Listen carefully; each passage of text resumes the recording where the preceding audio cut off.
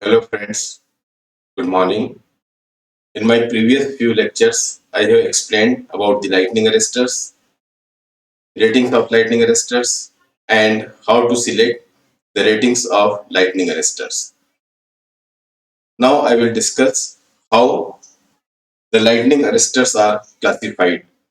So before explaining how the lightning arresters are classified, we'll recall these two basic characteristics of the lightning arresters, that is voltage versus time. Obviously, voltage we are taking in kV, time in microseconds, and second characteristic is discharge current versus time. Discharge current we are taking in kiloamperes, whereas time we are taking in the microseconds. So let us recall the procedure.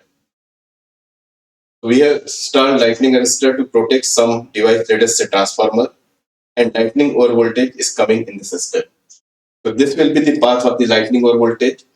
As soon as this lightning over voltage attains the spark over voltage magnitude, the lightning arrestor sparks over, that is gap breaks down. So from this point, the discharge current will start flowing. As gap has suddenly broken down, there is sudden drop in the voltage, then voltage and current both will start increasing. The maximum current which is attained, we denote this by IDM, that is maximum discharge current, and corresponding voltage is called as discharge voltage or residual voltage. So after attaining this value, the current starts reducing, voltage also starts reducing. Now when voltage becomes insufficient to maintain the arc between the gap, the current becomes zero. Our requirement is the normal conditions should be restored as quickly as possible. So for this purpose, this discharge current should become zero as early as possible. Now let us combine these two characteristics by eliminating time and taking voltage along y-axis in kV and discharge current along x-axis in kiloamperes. So we are combining these two characteristics. We are taking voltage as well as current, and we are not considering now time because time scale for both these characteristics is same. So here the lightning or voltage is coming.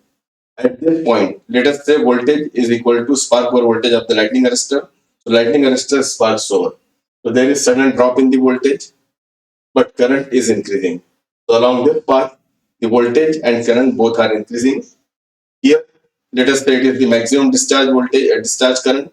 So after attaining maximum discharge current, the current starts reducing. Also, the voltage starts reducing. So this is the path along which voltage and current are reducing, and at this point, the current has become zero and normal system conditions are restored. So this is the case with simple lightning arrestor, which is using gap, air gap. It can be in the form of two rods, two spheres, and so on. Now suppose along with this gap, we are using some resistance, some resistive element. So with the help of this resistive element, we can force this current to become zero earlier. So let us see how the characteristic is modified.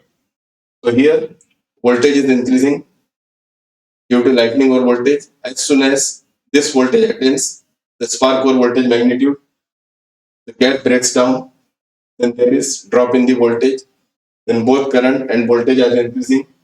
This is maximum discharge current. After attaining maximum discharge current, the current starts reducing. Now here, this resistive element comes into picture and forces the current to become zero.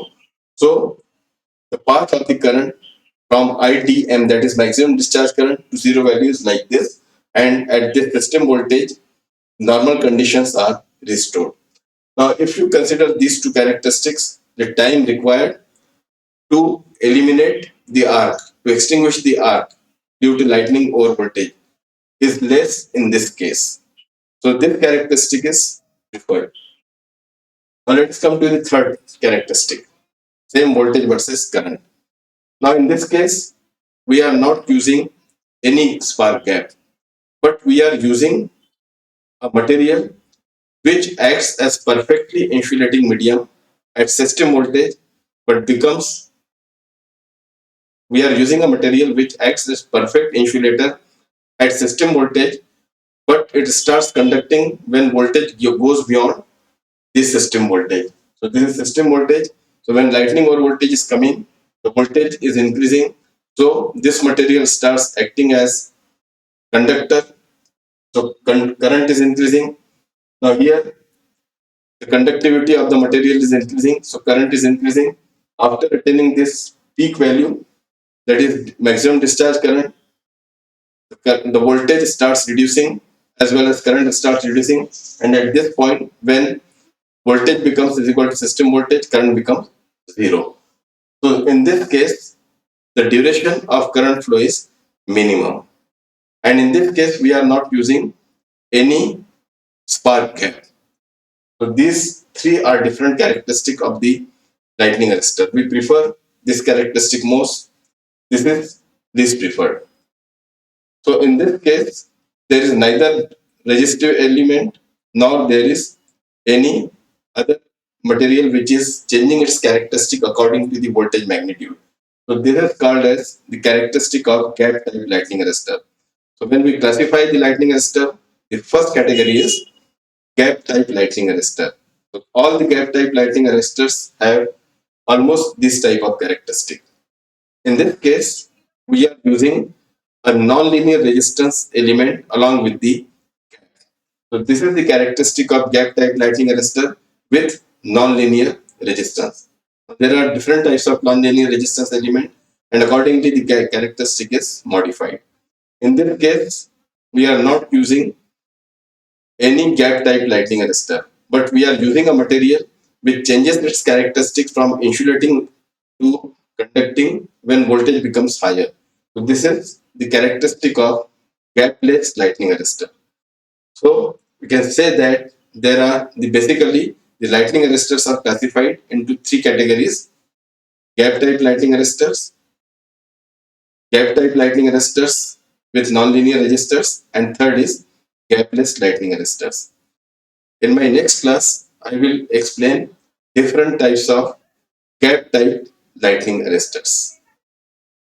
So friends, if you feel this video lecture useful, then please like it, subscribe to my channel for upcoming lectures on high voltage engineering and power system protection. Ask your friends, colleagues and juniors to subscribe to my channel for upcoming video lectures on high voltage engineering and power system protection. If you want to make effective and efficient use of time, then read my book on time management. The link for the book is given in the description box. I have launched one useful course on Udemy for students. The title of the course is Boost Your Learning and Become Top Achiever. This course is very useful for the students who are preparing for competitive as well as entrance exam. The link for the book is also given in the description box. Thank you.